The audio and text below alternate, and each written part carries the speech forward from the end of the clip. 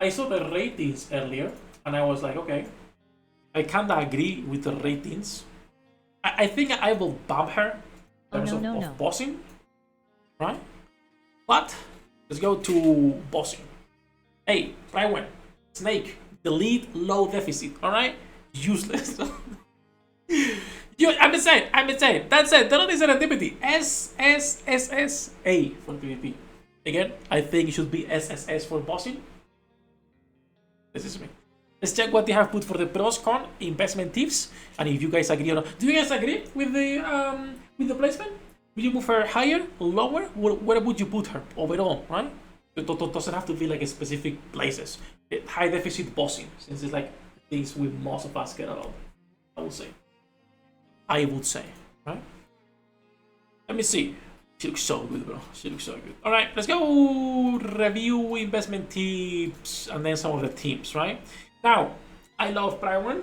They do an amazing job. I'm not reading all of this. We will be reading the pros and cons. Okay, that's the important part and what we are here for. Like lazy bastards, we are. That's what we'll read. So let me put myself in here. That's it. The strongest water DPS as of her release. Honestly, it's been a while since we got like a proper water DPS because the last one we got was Prydwen. Helm Treasure, Prydwen. That's it. Phantom was a flop. Viper Treasure, if you build her, yeah, it can work, but it's not like an hyper carry.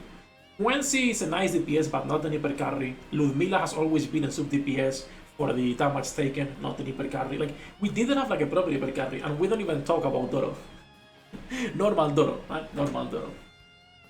A strong presence in neutral elements as well, and may bring shotgun teams back on the table in terms of meta. Ooh, I mean, shotgun hasn't left the meta for raids ever since it was created. Like, since Dove came out, I don't think there's been a single raid where shotguns weren't used, which is pretty funny.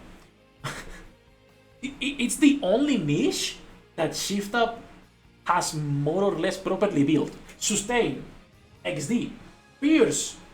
There's a few characters, but not a full team. True damage. True damage who? Like, all of the niche that Shift Up has built, only the shotgun one I think is like the only one actually used. But like, Shift Up. Supports flexible team building, effectively works with multiple supports, has spears which allow her to manage multiple mobs and multiplies her damage against bosses with cluster hitbox shields parts. Her sniper form is fucking crazy. It's stupid how much damage she's doing. Has high innate attack buffs, allowing her to negate the stat penalty and have consistent impact even for bossing. Just like 100-something% attack in total that you can get.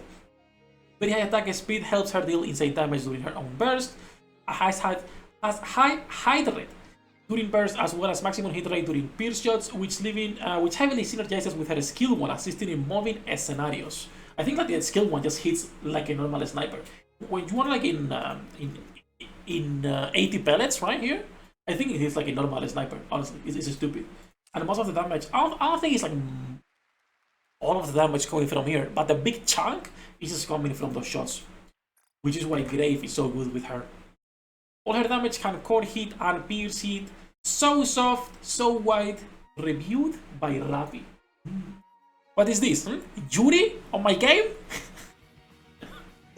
Can't wait for this event to reach the Chinese server. See what they say. Chill. Very high self-attack buffs dilute attack buff effectiveness from other units. Yeah, sadly, characters like Rappi and things like that, Liter, are not gonna be as good, but yeah. Very high self-attack buffs increase dependency on base attack stat affected by dupes, cube levels, dot levels, gear levels, etc. Damage fluctuates heavily based on whether the enemy has core within damage resistant distance multiplier range. Sadly, just like every single shotgun, even though she's like 50% of the time a shotgun, 50% like a sniper, right? Still, it fucks up a lot with that. Because of that, it's extremely costly to optimize, and she needs 11, 12, all lines to reach peak potential. I mean, if we're talking about like peak potential, yeah, sure. But I was still forgetting for most people, I was still forgetting a couple Lamos, you're pretty good. It also depends on the cube, because how many of you have the Pierce cube build versus Resilience Bastion?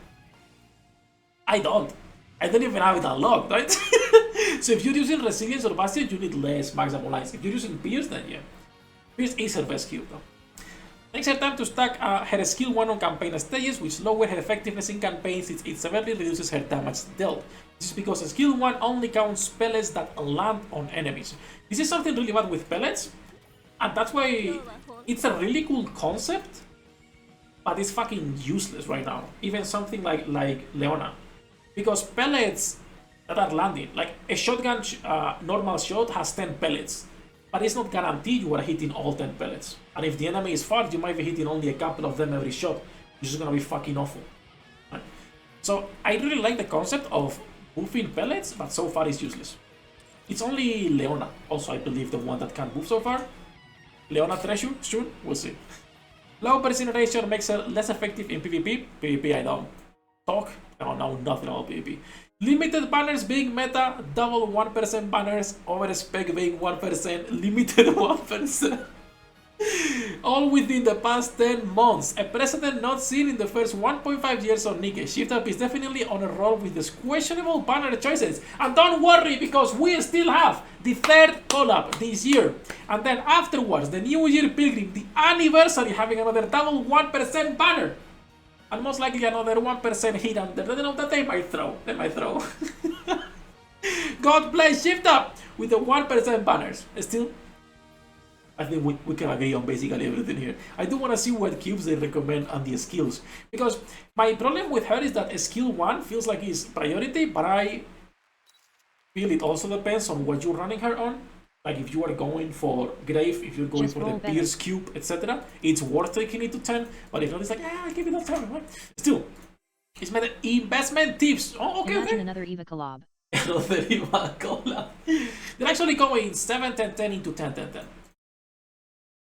I don't think it's that bad right now to be investing into characters with how many resources we're getting. Between getting a little bit more overall, overclock, right? And then also when they do those Drake events, it's pretty nice.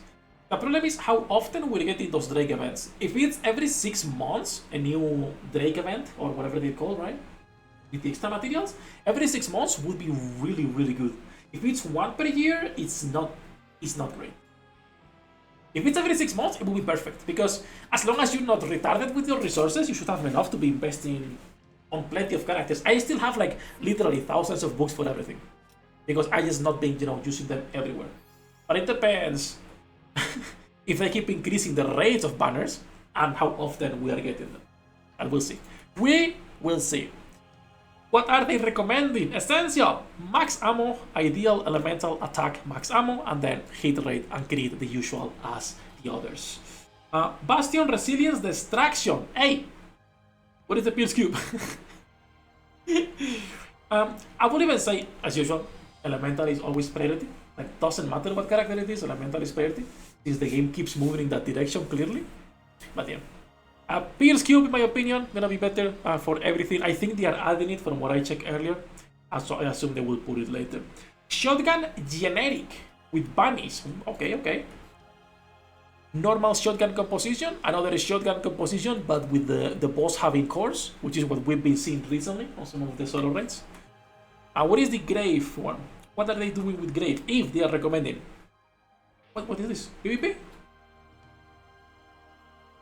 Oh, it is PvP. Fucking Bay! What is this? Funneling everything into Doro, the usual team. I was running this team, by the way, and I was checking bursting with Siren, bursting with Toph, or off burst. And to me, what was working best was bursting with Toph and going off burst with Siren. But I assume it's gonna depend on how much investment you have into both of the characters. To me, what was working better was burst Toph and just having Siren as your off-burst CDR. Other than that, I'm surprised to not see Grave. I still believe it's the best buffer for her, personally. The Pierce damage she's doing is crazy, and not taking advantage of Grave feels stupid. But then again, this is me.